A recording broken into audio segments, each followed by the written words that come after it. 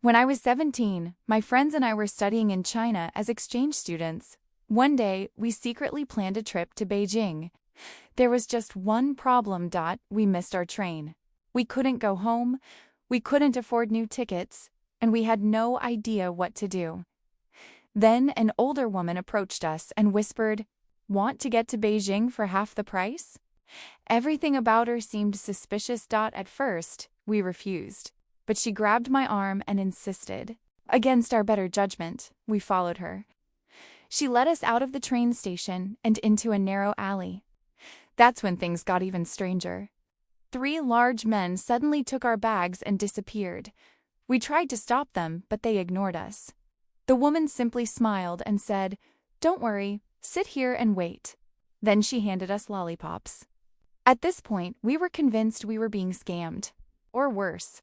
For the next 45 minutes, we sat in silence, surrounded by strangers, wondering what would happen next.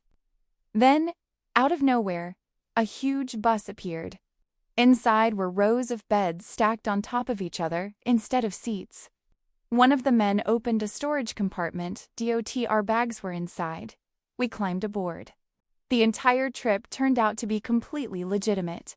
We spent the journey talking to other passengers, listening to songs from a very drunk traveler, and laughing about how ridiculous the situation had been.